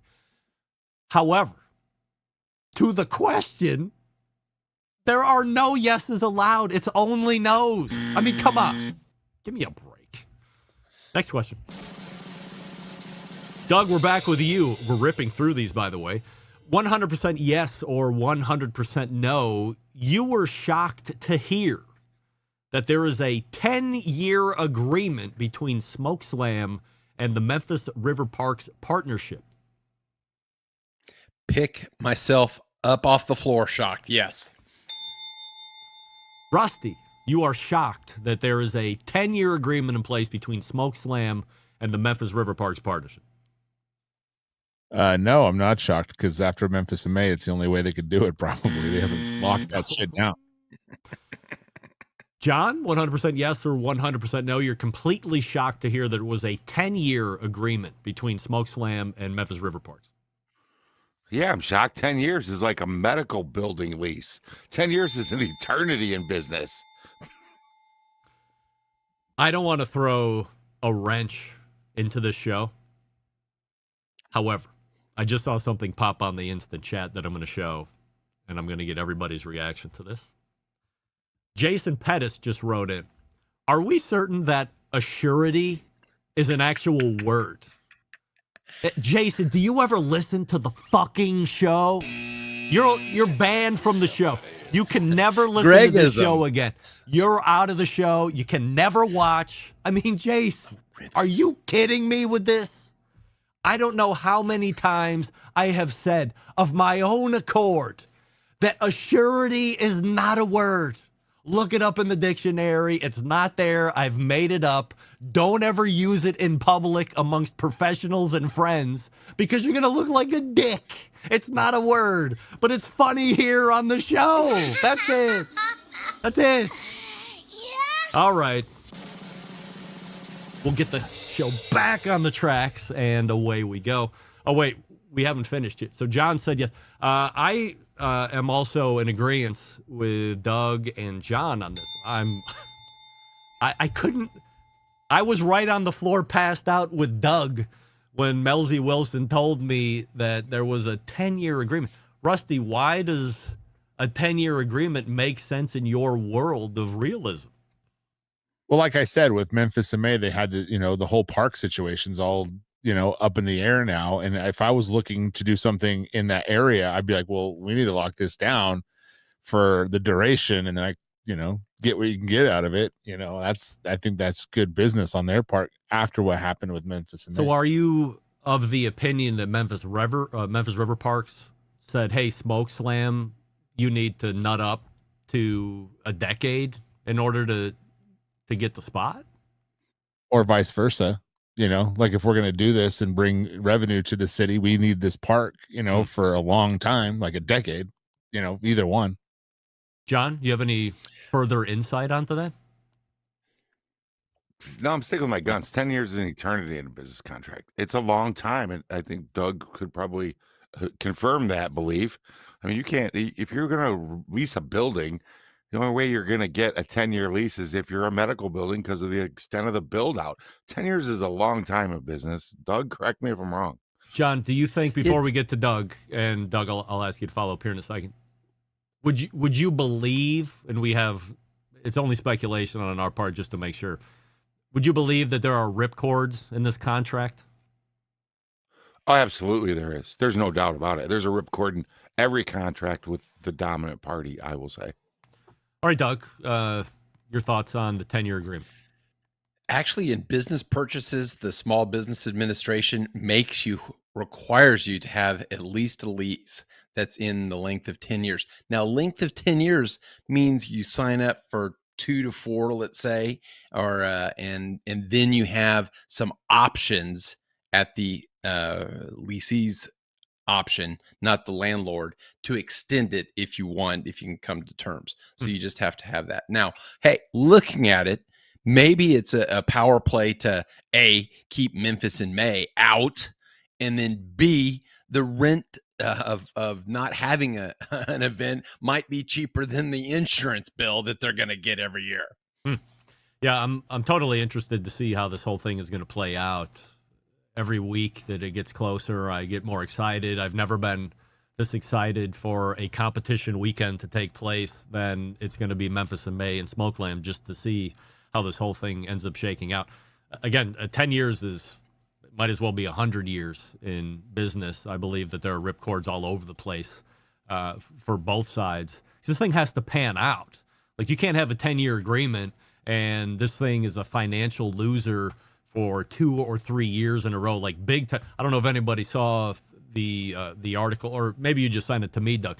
But the loss on Memphis in May last year was $3.4 million. I'm not saying that SmokeSlam is going to be that big of a loser, but even if it's half that, that's a big loss every year. So we have to see how it pans out. If it's going to be a loser, I can't imagine that you're going to see it 10 years down the road. Also, I'm not in disagreement with this keeping something else out of Tom Lee Park as well, although I think the $1.4 million damage bill last year was incentive enough for them to never come back to Tom Lee Park. And we'll continue to track this event, see how it goes. I lost track. Who gets it? Is it you, John? Sure. 100% yes or 100% no. Competing in SmokeSlam this year holds your best shot to win because many other big teams will still go to Memphis in May. Why I like that thought process, I'm going to say no. It's like it's any other competition. Your chances are just as good any given Sunday, man. You're on the field. Doug, 100% yes or 100% no. Competing in SmokeSlam this year holds your best shot to win because many other big teams will still go to Memphis in May. Heck yeah, if there's half the number of teams that they're going to have in the future. Rusty, best shot to win this year? Yeah, I think it's more of a crapshoot than it ever will be, as they get the judges in that might be newer than normal and things like that. And the teams might be as high caliber. So I think it's probably, you probably have your best shot this year. I'm going to make it 75% yeses. I've said it many weeks in a row. I think you have teams, if this was in a separate weekend, you could see a lot of those teams are going to be competing in Memphis in May, then loading in for SmokeSlam, and they're just really good caliber teams. I'm not trying to take anything away from the other teams that are going to be showing up, but if you're somebody that has never gotten a sniff at SmokeSlam or at Memphis in May, you have a good shot at winning. Dude, this is a lot of money. Period. Like, from a competition standpoint, why would you go anywhere else that weekend other than trying to get your ass into the Memphis contest so you can win a category, a major category, and get 15 grand? That's more than most overall prize purses in any KCBS contest going on right now. And then, two, if you win that, now you're in the running to win the whole thing and you get 50 grand. By the way, you can win ancillaries as well and win additional money. Like, are you kidding me? This is huge money. I don't know why anybody else is competing in any other event, KCBS, FBA, St. Louis, Memphis in May, or whatever. Everybody should be trying to get in to SmokeSlam to try and win that money, because everybody complains about how they're losing effing money all the time in competition barbecue. Go where the money is. All right, Doug. 100% yes or 100% no, and it's a re-ask from last month. I'm just trying to see if anybody switched opinions after seeing a bunch of reviews and other influencers talk about it. The GE Indoor Smoker will be a breakout success in 2024, yes or no? I am staying the same as last month. No. No. Rusty, yes or no? We actually are going to release a podcast about this very thing this Thursday. And I was able to learn more about it. I think it'll do well, actually. I think it'll be really well. I think it's not going to be blockbuster, but it's going to be well. I think it's going to do well. John, blockbuster? We keep talking about this thing like I'm wondering if they're paying you. Like, this thing's a piece of shit. It's going nowhere. We've talked about it twice. I know, but it keeps coming up. It's like, stop. Take this freaking appliance off your counter, throw it in the fucking garbage bin, and get it the fuck out of my house. Wow, I'm like, no, look it's at you. going nowhere. It's John's like, on one. All right, I like it. I like the passion. The only reason I'm bringing it up because I haven't seen any of the other ones that had the potential to retread go. Current. No. I mean, I talked about it last week with the product manager, but I don't see any influencers talking about it. But that G indoor one, I see, shooting all over the place. So I don't know if that decided to sway anybody from 30 days from the last time. Evidently not. All right, last one before we get to the break. We'll finish them out here. We'll go to Rusty. Rusty, 100% yes or 100% no. Weber exhibiting their new grills in a separate location not related to CES, but close enough to get CES media coverage is a bitch move. No, it's no. What else? No. John, bitch move? Absolutely not. No. Doug, 100% yes or 100% no. Weber exhibiting their grills in a separate location not related to CES, but close enough to CES to get media coverage. Bitch move. I would say yes. It's almost genius, but it's more of a bitch move. And it is a 100% bold-ass bitch move. I mean, dude, be part of CES. If you're gonna go and take advantage of CES. All right. Just because I'm a hypocrite, I like the concept of it.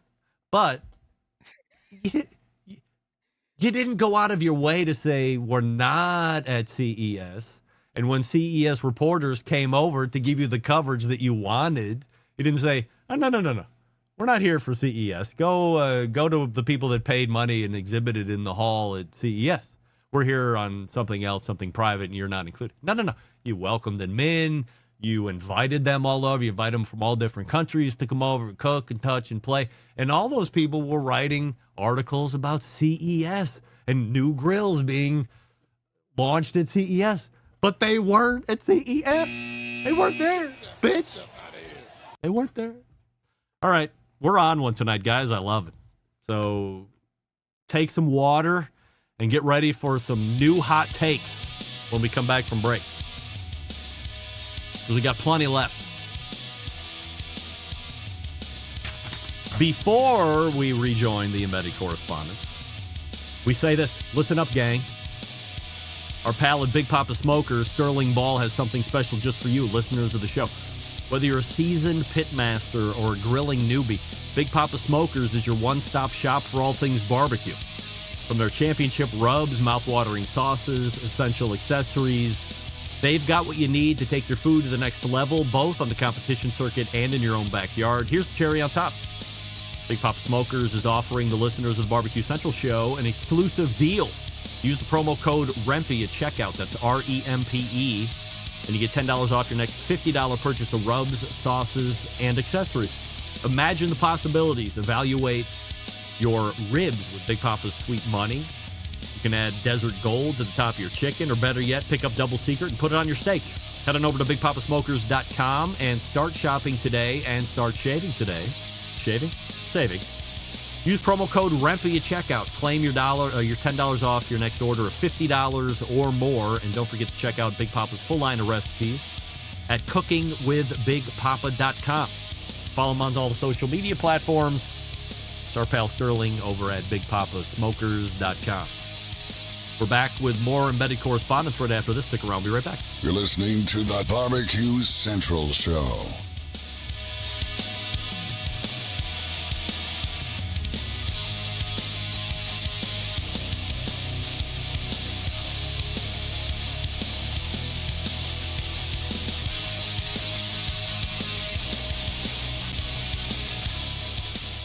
Whole packers, full racks, legs and thighs. injecting butts. If you've never heard this before, you might think you found the best XXX show ever.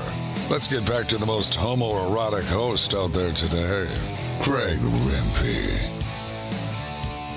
All right, and we welcome you back. This portion of the show being brought to you by JRE Tobacco, makers of Aladino cigars, amongst some other brands. If you want to try one, I think today is National Cigar Day, actually. So if you want to try a cigar from Aladino, you hit me up on the emails. I send you some samples. You enjoy those premium handmade cigars. And then you find a retailer near you to fulfill your new hobby. Smoking hand-rolled premium cigars.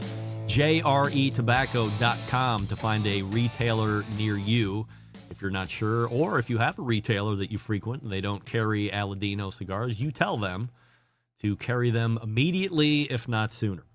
We are back with the embedded correspondence here, and we have a new Assurity question. John, we'll start with you. 100% yes or 100% no. You think it's sheer coincidence that Meat Church released a rub named Blanco when Rio Valley Meats, also from Texas, has a rub already out named Blanco? I'm just going to go, sure, it was coincidence. All right. Yeah, just to be 100%, like, whatever. There you go. Doug, yes or no on coincidence? I know that he reached out to Fred, and Matt really isn't a competition guy, so I'm going to say yes. I actually do believe it's a coincidence. Rusty, 100% yes or 100% no. You think it's sheer coincidence that Meat Church released a rub named Blanco when Rio Valley Meats, also from Texas, has a rub already named Blanco? Coincidence. I don't think he knows much about that side of things. All right, gang. Every fiber of my being wants to believe that Doug and Rusty and a sarcastic John are right, that it's sheer coincidence. But Matt is a keen business guy. And moreover than any of that bullshit, what are we talking about here specifically? Texas. If it's one thing I know, Texas knows everything about Texas because Texas thinks they know everything about everything. So I find it not coincidental that Matt wouldn't know that in his home state of Texas that there's another rub that does very well that also has the name Blanco. I'm not saying that Fred should have went out and trademarked. I mean, Blanco was white and Spanish. I probably can't even trademark Blanco. Or maybe you can get it like balled into rub. I don't know. But not maliciously, but I just find it hard to believe, knowing Texas the way I do, that Matt didn't know anything about it and decided to leverage his time on Jimmy Fallon to launch a new rub that was named Blanco. My 2 cents. Would love to have Matt on to talk about it, of course. Doug, what do you know from these guys talking together? Was this before the launch or after? They didn't talk. It was voicemail from Matt to Fred. He didn't answer it, and I think he got a text as well. So, just like you said, in terms post show, yes, yeah, post show. And so because I talked to Fred at the Houston Rodeo, so I actually think that, like you say, he was rushing it to get it announced on Jimmy Fallon. I actually went to his website. He's not even really selling it. It's more like a pre-sale sort of thing.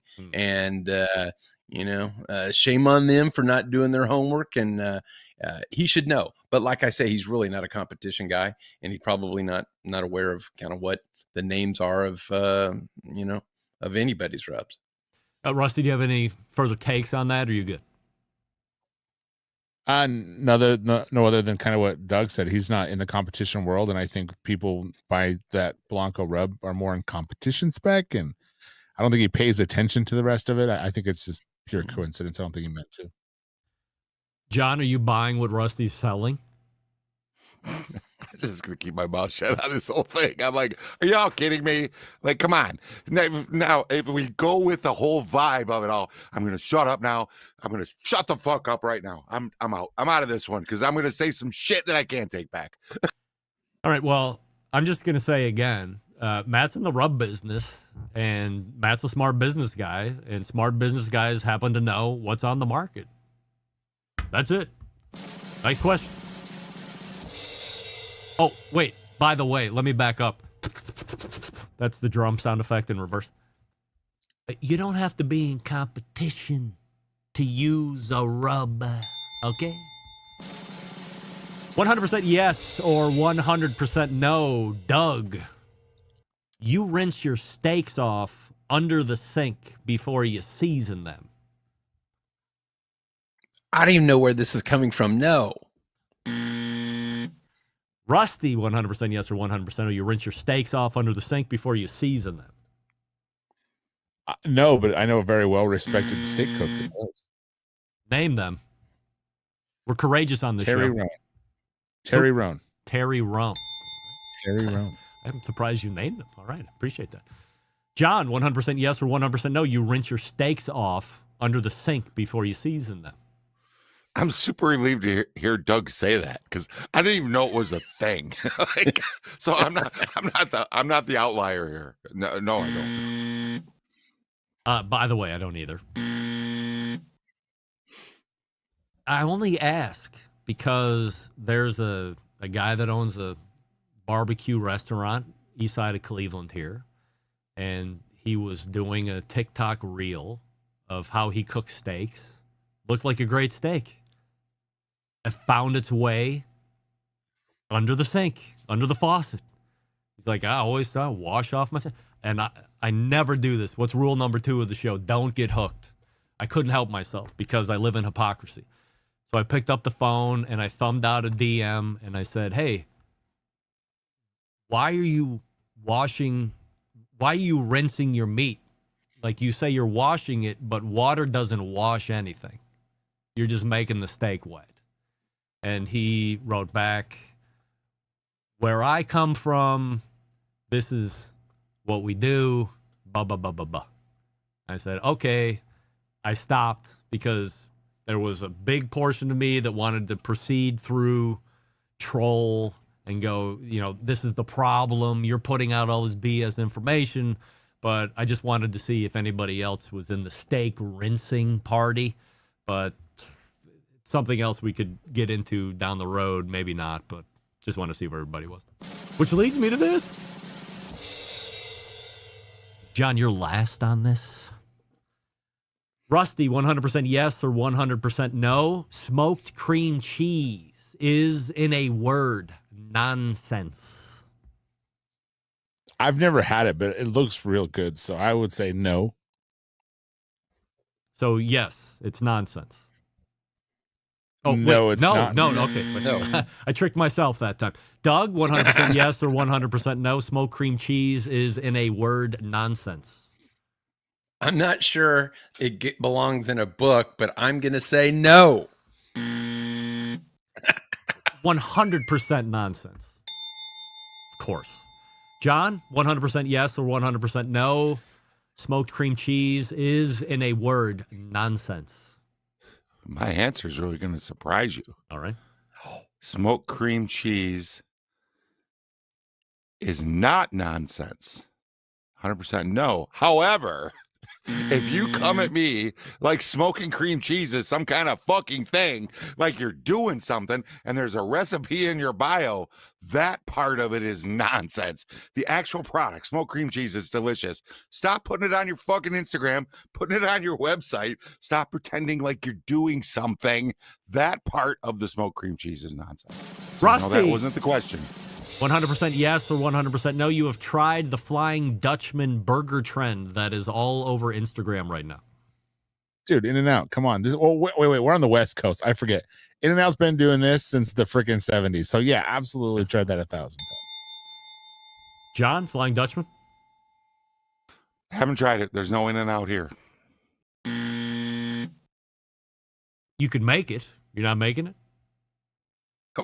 Why would I take? All two right. onions from- Doug, 100% yes or 100% no. You have tried the Flying Dutchman burger trend that's all over Instagram right now. We've got plenty of In-N-Out, and I'm not going there, but I will make it at my house, but not yet. No, not yet. Let me think about this one.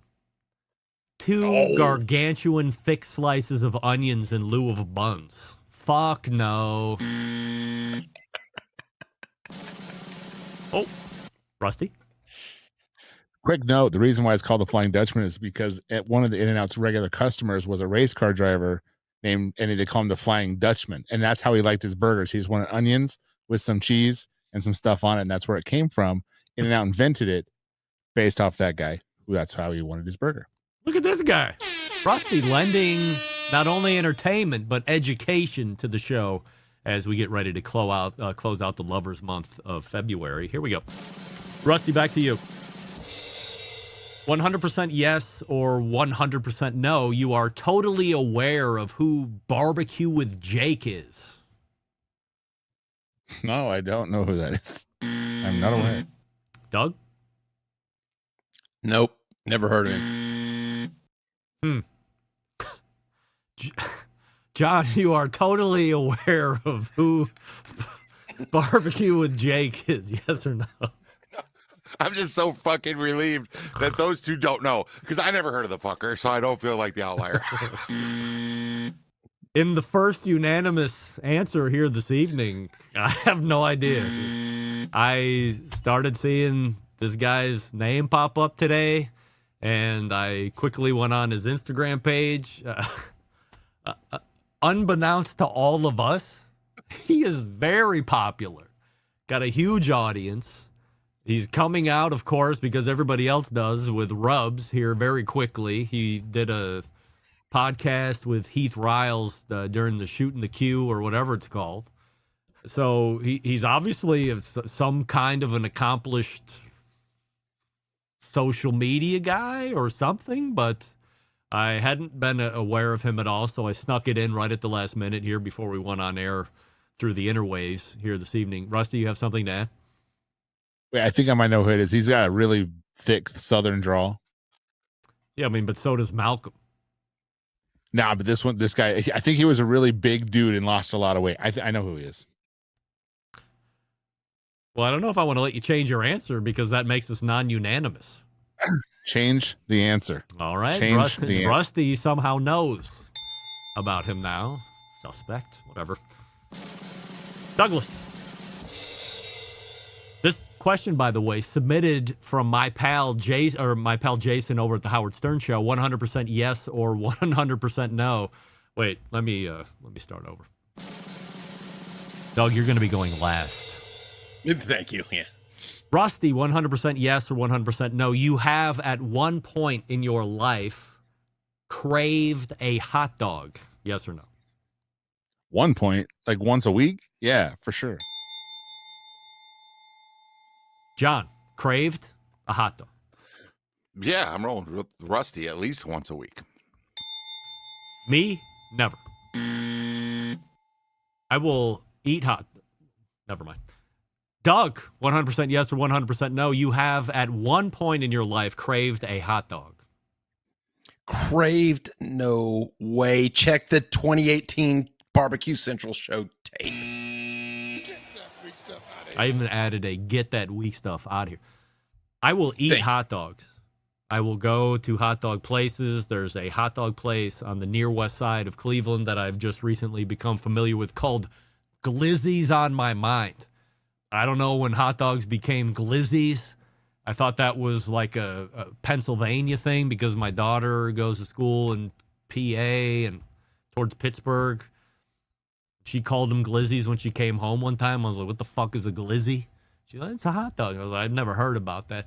Doug, are you familiar with Glizzies as a hot dog term before? No. Rusty? Rhymes with Rizzy. No, don't change the name of hot dogs, bro. No, we don't do that. John, did you know Glizzy? Just in the last like 4 or 5 months when I started asking the question, when did we change the name to hot dog? Oh. And is that the new hot dog pronoun? And can we still call it a hot dog, or is that offensive to the Well, we Glizzy? can still call it a hot dog, no doubt about it. But there's this place on the near west side called Glizzy's on My Mind that has certainly inspired me, where if I'm on the west side of town during the hours they're open, I'll stop by this hot dog cart. They're making some pretty crazy looking hot dogs. But have I ever craved a hot dog? Never, ever craved a hot dog. We're almost there, gang. 2 left. We're going to run out of time. 100% yes or 100. Everybody still hear me? I just blinked out in my ears. All right. 100% yes or 100% no.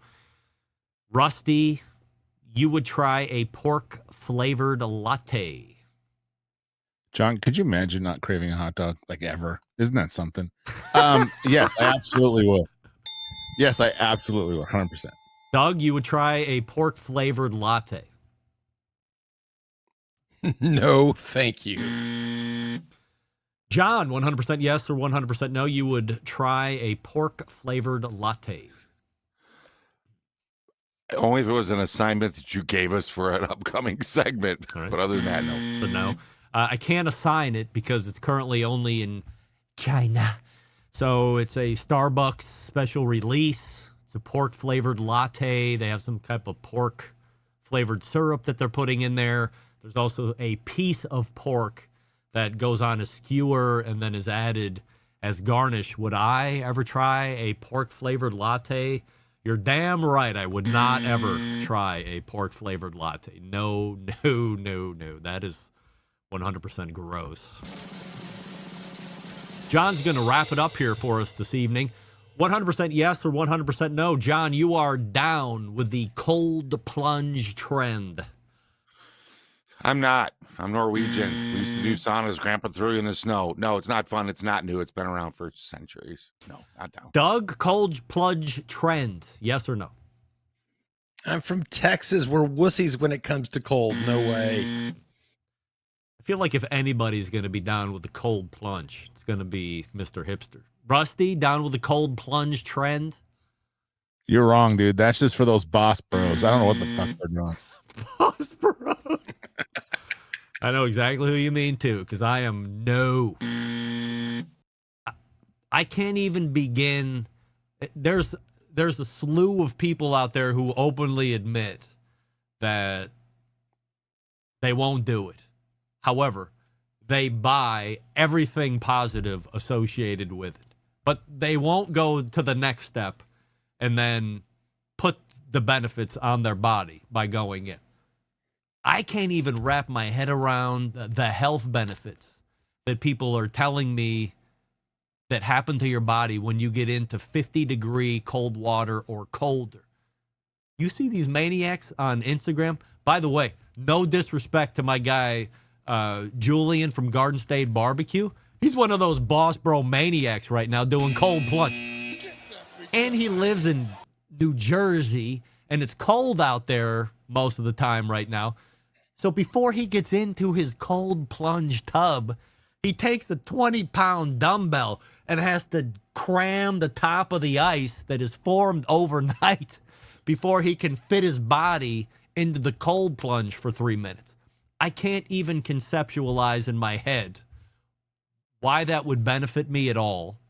I hate cold more than Texas people hate cold. I would do sauna stuff every day of the week. I've always been, I would rather sweat guy than I would rather be cold guy. Because to me, I can always cool down. If I'm cold, it takes a lot for me to get warm. Like multiple layers and blankets and fires. And I got to curl up. You know, I'm a little baby bitch. I'm the opposite of boss bro. Whatever Rusty was talking about. I'm not boss bro. So we're done with that. All right. So we have time for promotion. Doug, what are we promoting before we head out here this evening? Next month, allegedly, I'm going to have 3 rubs coming out, an all-purpose rub, seasoning, a Texas brisket rub, and a finishing dust that's for the barbecuers because it's paprika-based. And these are all going to be captive Home Old Depot World releases? Spice. No, just Home Depot's the Texas brisket. Okay. The other ones will be coming out of Old World Spice and Barbecue Spot. We might have to have you on as a segment to talk about a business plan execution for this. It's been a long process. All right. Yeah, we'll have to line it up. Rusty, what are you promoting tonight? By the way, Doug will be coming out with a rub called Perfecto. It'll be fantastic. It's funny. It's funny you say that. I told Fred he wouldn't mind if I came out with Gringo Perfecto, since he calls my carne asada Gringo carne asada. Thank you. Real. That's great. All right. Good call, Rusty. All right. Aside from being wit and wisdom here this evening, Rusty, what are we promoting? The Pitmasters podcast, check it out. And we're wrapping up the final interviews for the On the Road food truck podcast as well. That'll be coming out. So did hopefully you sooner. record the food truck podcast like as a season, and you're just going to drop them all over the place, or what? As many as I could get done. We'll see how it goes. I'm just so freaking busy that I wanted to get them all done so I didn't have to worry about it. And hopefully I can release enough or have enough in the bag where I'm releasing like 5 ahead. So I have 5 in the bag and releasing 1, stuff like that. John, what are we promoting tonight? I'm just going to take my time and say Rusty's podcast is like waiting for Dr. Barbecue's restaurant to open. And I can't wait to get out there to go have a hot dog because I'm kind of craving. Yeah. All right. There's John from Michigan, Rusty from Utah, and Doug from Texas. You know them. You love them. They are the embedded correspondents right there. And we will see you at the end of March, gents. And that takes us up to the end of the show. So I will remove these out of the queue. I will take this one out. And that's what the end of the show music sounds like. All the way back in the first hour, we were joined by first-time guest Anthony Murphy. Murph from the Beefy Boys, thebeefyboys.com. If you are going to England and you might be craving I've craved hamburgers. Never craved a hot dog. And you're craving a hamburger over there that is elite level, award-winning shit. Go to the Beefy Boys, thebeefyboys.com. You can check location, hours of operation, menu, all that stuff. Very impressive. Looking forward to having Murph on again in the future. And then we caught back up with our pals John and John McLemore, the McLemore Boys, associated website, themclemoreBoys.com. They have a new book that's going to be coming out. They're going to be coming back in about 6 weeks to talk about it, amongst other things. And then the second hour, all embedded correspondence all the time. As we end the poll here this evening, if you can believe it, 40% of you are saying 3 seconds or less, Quentin can kick my ass. 40% of you are saying 10 seconds, Quentin can kick my ass. So there's a tie at 3 and 10. Simple math will tell you that 20% is bringing up the 7 seconds. I mean, in any event, in 3, 7, or 10 seconds, I'm getting my ass kicked. Did everybody overlook that part? So we're going to end the poll right now. If you missed it, we will give you poll results beginning of the first hour next week. Big show. We're in March next week. So we got Malcolm Reed. We have John Teasar from Knife Restaurant. Sam the Cooking Guy. And there's somebody else that I can't think about right off the top of my head. But the whole show is filled through March already. And halfway through April, if you can believe it. It's a big show. People want to be on it. We got a new sponsor coming next week, Schwank Grills. Excited to tell you about that. In fact, John Teasar will be telling you a little bit about that as well. He uses one of those. So how do I always leave you? September 11th, 2001. I will never forget. Until next Tuesday at 9 p.m. Eastern, this is your program host and proud U.S. American, Greg Rempe. Good night now.